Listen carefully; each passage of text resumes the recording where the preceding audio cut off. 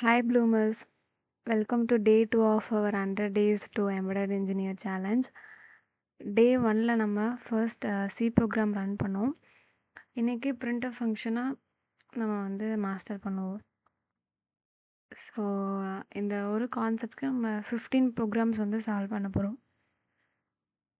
Okay, start பண்ணலாம். First code blocks open பண்ணிக்கோங்க. Open பண்ணதும் ஃபைல் செக்ஷன் போயிட்டு நியூ ஆப்ஷன் கொடுத்து அதில் ப்ராஜெக்ட் செலக்ட் பண்ணிக்கோங்க. ப்ராஜெக்ட் ஓப்பன் ஆனதும் கன்சோல் அப்ளிகேஷன் ஓப்பன் பண்ணுங்கள். ஓப்பன் பண்ணதுக்கப்புறமா நெக்ஸ்ட் கொடுத்துட்டு இதில் சிஆ C++ஆன்னு கேட்கும். நம்ம சி கொடுத்துப்போம். நெக்ஸ்ட் கொடுத்துக்கலாம். நெக்ஸ்ட் கொடுத்துட்டு ப்ராஜெக்டோட டைட்டில் கேட்குது. நம்ம வந்து டே 2 இன்றைக்கி பார்க்குறோம். ஸோ டே 2 கொடுத்துக்கலாம். Day 2 of C. Okay, and file location எல்லாம் கொடுத்துட்டு நெக்ஸ்ட் கொடுத்துடலாம். நெக்ஸ்ட் கொடுத்துட்டு ஃபினிஷ் கொடுத்தோன்னா ஓப்பன் ஆகிடும். இந்த இடத்துல நம்ம சோர்ஸ்குள்ளே இருக்கக்கூடிய main.c கொடுத்துட்டு ஓப்பன் பண்ணிக்கலாம். இது டிஃபால்ட்டாக இருக்கக்கூடிய கோடிங். ஓகேவா, நீங்கள் புதுசாக ஒரு ப்ராஜெக்ட் ஓப்பன் பண்ணுறீங்கன்னா இது டிஃபால்ட்டாக இருக்கக்கூடிய கோடிங் இது. ஸோ நம்ம இப்போ ஃபஸ்ட்லேருந்து பண்ணலாம். ஸோ இது எல்லாத்தையும் நம்ம டெலீட் பண்ணிப்போம்.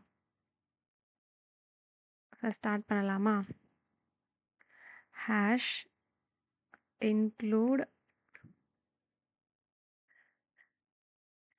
studio.h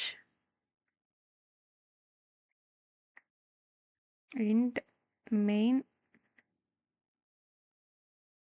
நெக்ஸ்ட்டு நான் ஒரு ஓப்பன் பிரேசஸ் கொடுக்கணும். ஸோ இங்கேருந்து நம்மளோட ப்ரோக்ராம் வந்து ஸ்டார்ட் ஆகுது. ஸோ என்ன கொடுக்கலாம்? printf கொடுத்துட்டு ஓப்பன் பிரேசஸ் கொடுத்துடணுமா? இப்போ நம்ம இங்கே ஒரு டெக்ஸ்ட் கொடுக்க போகிறோம். இந்த டெக்ஸ்ட் தான் அவுட்புட்டில் ஷோ ஆகும். ஸோ நம்ம ஒரு டெக்ஸ்ட் கொடுக்குறோன்னா அதை எப்போ என்ன பண்ணணும்? டபுள் கோட்ஸில் கொடுக்கணும். ஓகே, என்ன கொடுக்கலாம்?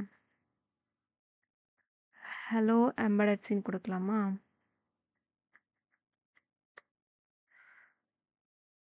ஓகே, நெக்ஸ்ட் இது முடியும் போது செமிகோலன் கண்டிப்பாக கொடுக்கணும். நெக்ஸ்ட்டு ரிட்டர்ன் பண்ணுவோம்.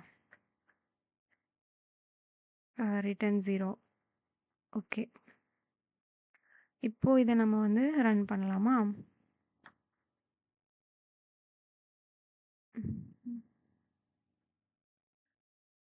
ஓகே, அவுட்புட் என்ன வந்துருச்சு நமக்கு? ஹலோ எம்பெடட் சீன் வந்துருச்சா? இப்போது இன்னொரு ப்ரோக்ராம் பார்ப்போம். சேம் இதே தான். இதில் நம்ம printfல கொடுக்கக்கூடிய டெக்ஸ்ட்டை மட்டும் நம்ம மாற்றி கொடுக்க போகிறோம். இந்த இடத்துல ஹலோ எம்பெடட் பதிலாக ஹலோ கலை என்னோட நேம் கொடுத்துருக்கேன்.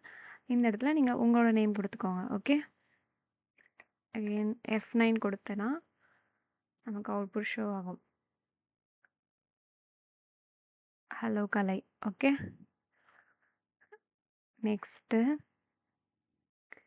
இந்த இடத்துல வேறு என்ன கொடுக்கலாம்?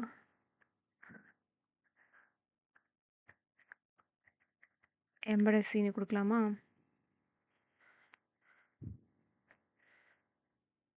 பார்த்தீங்களா, நம்ம என்ன கொடுத்தோமோ அந்த கோட்ஸ்குள்ளே அதுதான் இங்கே ஷோ ஆகுது.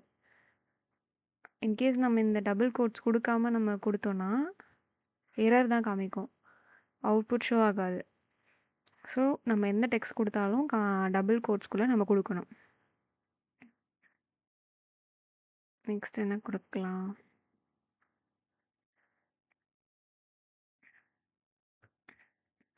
எல்லாம் கோடிங் கொடுக்கலாம்.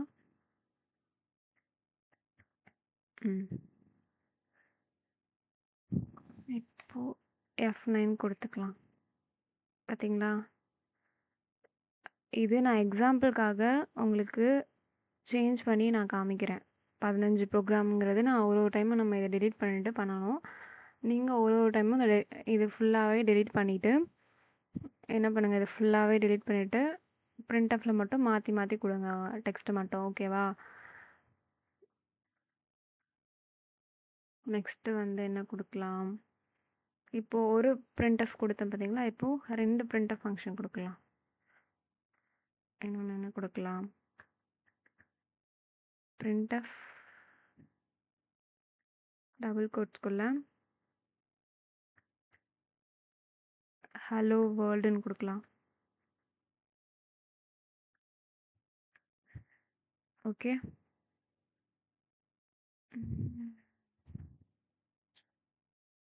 இங்கே என்ன எரர் காட்டுது பாருங்க. செமிகோலன் வந்து ரிட்டர்னுக்கு முன்னாடி மிஸ் ஆகுதுன்னு காட்டுது. ஸோ நான் இங்கே செமிகோலன் கொடுக்காம விட்டுட்டேன். ஸோ செமிகோலன் கண்டிப்பாக கொடுக்கணும். இப்போது எரர் காமிக்காது. அலவ் கோடிங் ஹலோ வேர்ல்டு இது எல்லாம் சேர்ந்து நம்ம கொடுத்த 2 டெக்ஸ்ட் கொடுத்தோம். ஆனால் அந்த 2 டெக்ஸ்ட் எப்படி இருக்குது, ஒரே லைனில் இங்கே பாருங்கள் ஸ்பேஸே இல்லாமல் வந்திருக்கு. கரெக்டா? ஸோ ஸ்பேஸ் ஏன் வரல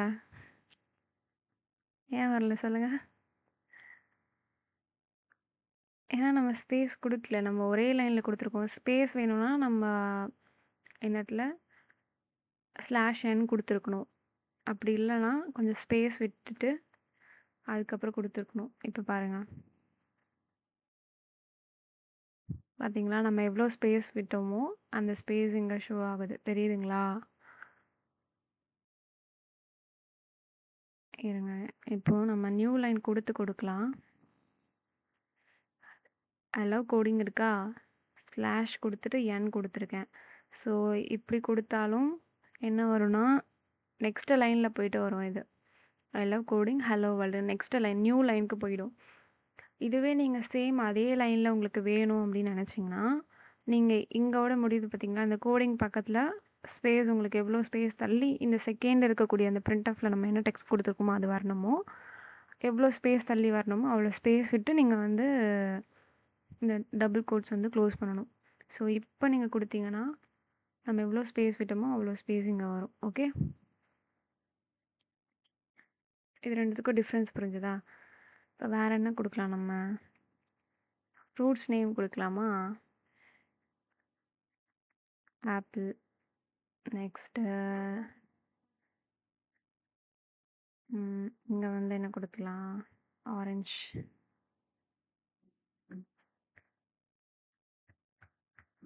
ஆரஞ்ச்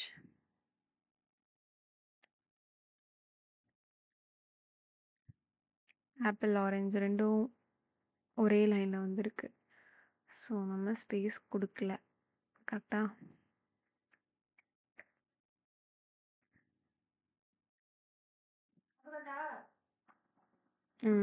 இப்போ பாருங்கள் ஸ்பேஸ் கொடுத்ததுக்கப்புறம் எப்படி இருக்குன்னு நியூ லைனில் பிரிண்ட் ஆகியிருக்கு. நெக்ஸ்ட்டு ஓகே,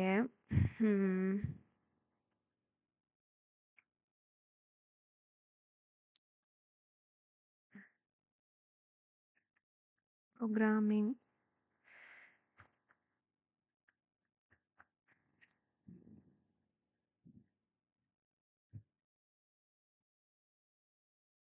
இங்கே வந்து என்ன கொடுக்கலான்னா இன்ஜினியர் கொடுக்கலாமா? அது வேணாம், எம்பெடட் கொடுக்கலாம்.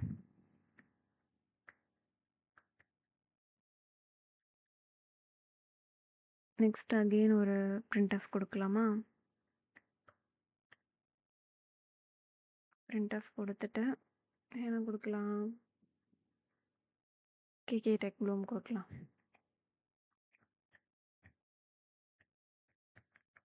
ஓகே, இந்த இடத்துல நான் செமிகோலன் மிஸ் பண்ணிட்டேன். ஓகேவா? செமிகோலன் கொடுத்துக்கலாம். இன்னொன்று என்ன மிஸ் பண்ணியிருக்கேன், டபுள் கோட்ஸ் கொடுக்கவே இல்லை. ஸோ மறக்கக்கூடாது, நம்ம என்ன டெக்ஸ்ட் கொடுத்தாலும் டபுள் கோட்ஸ்குள்ளே தான் கொடுக்கணும். ஓகேவா?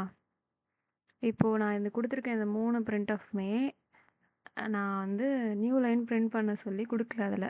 ஸோ எல்லாமே ஒரே லைனாக எனக்கு வரும். ஸோ இப்போ என்ன பண்ணுறோன்னா இங்கே வந்து நம்ம நியூ லைன் கொடுக்க போகிறோம். ஸோ /n அதே போல் /n இங்கே கொடுத்துட்டோமா? இப்போ நம்ம F9 கொடுக்கலாம். F9 கொடுத்தா வந்துருச்சா? Programming embedded KK Tech Bloom. So 3ம் தனித்தனி லைனில் வந்திருக்கு. இது பார்க்க உங்களுக்கு சிம்பிளாக தான் இருக்கும். என்ன இதில் என்ன இருக்குது, சிம்பிளாக தானே இருக்குது அப்படின்னு. நீங்கள் பிகினராக இருக்கிற பட்சத்தில் நீங்கள் இதில் இருந்து போனால் தான் உங்களுக்கு புரியும் தெளிவாக. ஸோ இங்க பிரிண்ட் ஆஃப்ல இருக்கக்கூடிய டெக்ஸ்ட்டை நீங்க மாத்தி மாத்தி குடுத்து பிராக்டிஸ் பண்ணுங்க. உங்களோட நேம் குடுங்க. நீங்க என்ன படிக்கிறீங்க அது குடுங்க. உங்களுக்கு என்ன பிடிக்கும் அத டெக்ஸ்ட்டா குடுங்க. என்ன தோணுதோ அத டெக்ஸ்ட்டா குடுத்து ட்ரை பண்ணி பாருங்க. வருதா அப்படின்னு. நெக்ஸ்ட் இப்ப என்ன பண்ண போறோம்னா, அந்த செமிகோலன் எடுத்துட்டு நம்ம குடுத்தா என்ன எரர் வருதுன்னு பார்க்க போறோம். இதுலயே காமிக்கும் செமிகோலன் மிஸ் ஆகுது அப்படின்னு. ஸோ இப்போ இந்த இடத்துல செமிகோலன் மிஸ் ஆகுதுன்னு காமிக்குதா? இப்போ என்ன பண்ண போறோம்னா, இங்க குடுக்குறேன் பாருங்க. இங்க பாருங்க. இங்க என்ன காமிக்குதுன்னா, பிஃபோர் பிரிண்ட்எஃப்க்கு முன்னாடி செமிகோலன் மிஸ் ஆகுதுன்னு காட்டுது. ஸோ இங்க குடுக்கணும். நெக்ஸ்ட் வந்து நம்ம இப்போ இந்த ஹெடர் ஃபைல் இருக்கு பார்த்தீங்களா? இத ரிமூவ் பண்ணிடுவோம். ரிமூவ் பண்ணிட்டு நம்ம குடுக்கலாம்.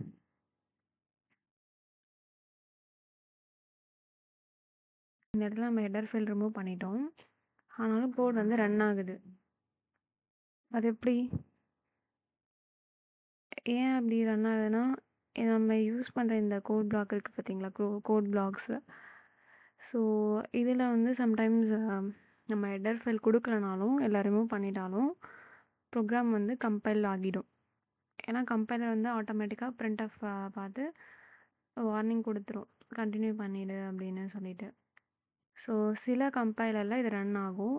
ஆனா இது கரெக்ட் கோடிங் ப்ராக்டிஸ் கிடையாது. ஸோ கரெக்ட் ப்ரோக்ராம் எப்போவுமே ஹெடர் ஃபைலோட தான் இருக்கணும். உங்க கம்பைலர்ல வந்து studio.h ரிமூவ் பண்ணாலும் சில நேரம் வந்து ப்ரோக்ராம் ரன் ஆகலாம். ஆனா அது ஸ்டாண்டர்ட் சி கோடிங் வந்து கிடையாது. நம்ம எப்பவுமே ஹெடர் ஃபைல் வந்து யூஸ் பண்ணணும்.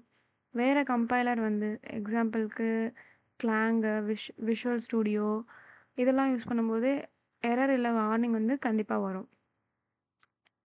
நான் ஏன் கோட் பிளாக்ஸ் ஐ மீன் விஷுவல் ஸ்டுடியோ யூஸ் பண்ணாம கோட் பிளாக்ஸ் யூஸ் பண்றேன்னா, விஷுவல் ஸ்டுடியோ ஃபர்ஸ்ட் இதுலேருந்து நம்ம ஸ்டார்ட் பண்ணலாம்.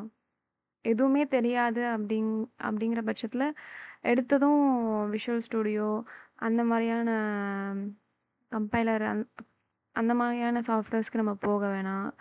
சிம்பிளா இதுலேருந்து ஸ்டார்ட் பண்ணலாம். இதில் நம்ம ஓரளவுக்கு நல்லா ப்ராக்டிஸ் பண்ணதுக்கு அப்புறமா நம்ம விஷுவல் ஸ்டுடியோவில் ப்ராக்டிஸ் பண்ணலாம். கண்டிப்பாக நான் அந்த வீடியோவும் போடுவேன். அதனால தான் ஹெடர் ஃபைல் ரிமூவ் ஆனதுக்கப்புறமே இங்கே வந்து என்ன ஆகுதுன்னா கோட் வந்து ரன் ஆகுது. ஓகேவா? ஸோ இந்த டவுட் உங்களுக்கு கிளாரிஃபை ஆகிருக்கும்னு நினைக்கிறேன்.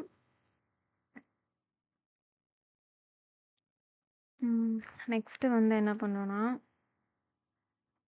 இப்போ welcome to KK Tech Bloom நான் கொடுக்க போகிறேன். ஸோ ஒரே லைனாக கொடுக்காம இந்த மூணுத்துலேயும் பிரித்து பிரித்து கொடுக்க போகிறேன். ஃபர்ஸ்ட் இந்த இடத்துல இருக்குது பார்த்தீங்களா? இந்த இடத்துல வெல்கம் கொடுக்க போகிறேன்.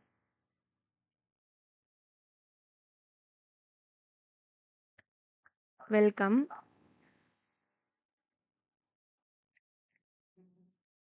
நெக்ஸ்ட் வந்து வெல்கம் கொடுத்தாச்சா? Welcome to KK Tech Bloom already இருக்கு. நான் ஸ்பேஸ் விட்டுக்கிறேன். ஓகே. ம்.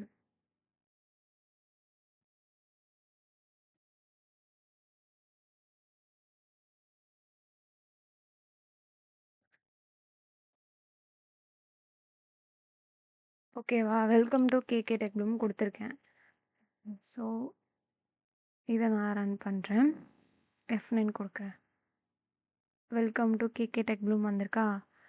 ஸோ இப்போ நீங்கள் என்ன ட்ரை பண்ணுவாங்கன்னா, வெல்கம் டு கேகே டெக் ப்ளூம்னு நான் கொடுத்தேன். இப்போ நீங்கள் வந்து எப்படி இப்போ நீங்கள் ட்ரை பண்ணணும். இப்போ நான் சொல்கிறது வந்து ஹோம்ஒர்க் மாதிரி. Welcome to KK Tech Bloom வந்துச்சு இல்லையா? அதே அதே போல் மை நேம் இஸ் அப்படின்னு உங்கள் நேம் போட்டு நீங்கள் டைப் பண்ணுங்கள். நெக்ஸ்ட் வந்து ஐம் லேர்னிங் எம்ப்ராய்டரி சி. இந்த 2 டெக்ஸ்ட்டையும் நீங்கள் பிரிண்ட் பண்ணி கம்ப்ளீட் பண்ணிட்டீங்கன்னா நீங்கள் கமெண்ட் செக்ஷனில் சொல்லணும். நான் டே 2 கம்ப்ளீட் பண்ணிட்டேன் அப்படின்னு. இது 2 மட்டும் கிடையாது. நீங்கள் வேறு ஏதாவது ஒரு சென்டென்ஸ் கூட நீங்கள் இந்த மாதிரி ட்ரை பண்ணி பாருங்கள். நீங்கள் எவ்வளோக்கு எவ்வளோ ப்ராக்டிஸ் பண்ணுறீங்களோ அந்த அளவுக்கு தான் உங்களுக்கு வந்து அதை ஈஸியாக அண்டர்ஸ்டாண்ட் பண்ணிக்க முடியும். அதே போல் சிம்பிளாக இருக்கிறத நீங்கள் எந்த அளவுக்கு ரொம்ப ஸ்ட்ராங்காக உங்களோட மைண்டில் வந்து ரிஜிஸ்டர் பண்ணுறீங்களோ அந்த அளவுக்கு நீங்க காம்ப்ளெக்ஸான ஒரு ஒரு கோடிங்க வந்து நீங்க பண்ணும்போது உங்களுக்கு அண்டர்ஸ்டாண்ட் ஆகும். ஏன்னா எடுத்ததும் ஒரு பெரிய விஷயத்த பண்ணும்போது சின்ன சின்ன ஸ்டெப்ஸ் இருந்தா தானே அந்த பெரிய விஷயத்த அடைய முடியும். ஸோ எடுத்ததும் ஒரு பெரிய கோடிங் பண்ணணும், பெரிய இது வந்து இது பண்ணணும்னு நினைக்காம சிம்பிளாவே நம்ம போகலாம். ஸோ இத நீங்க வந்து ரொம்ப இது என்ன இவ்ளோ சிம்பிளா இருக்கே அப்படின்னு நீங்க யோசிக்காதீங்க. நீங்க எடுக்கிற ஒவ்வொரு ஸ்டெப்புமே உங்களோட அந்த பெரிய நீங்க போட பெரிய பெரிய ப்ரோக்ராம் நீங்க ரைட் பண்றதுக்கான ஒரு சின்ன சின்ன ஸ்டெப்ஸ் தான். ஸோ அந்த ஸ்டெப்ஸ் வந்து சின்னதா தான் இருக்கும். பட் அந்த அந்த ப்ராசஸ் முடியும்போது அதோட அதோட சக்ஸஸ் வந்து உங்களுக்கு மேசிவா இருக்கும். ஸோ நீங்க ட்ரை பண்ணுங்க. பிராக்டிஸ் பண்ணுங்க. அத மட்டும் விட்றாதீங்க.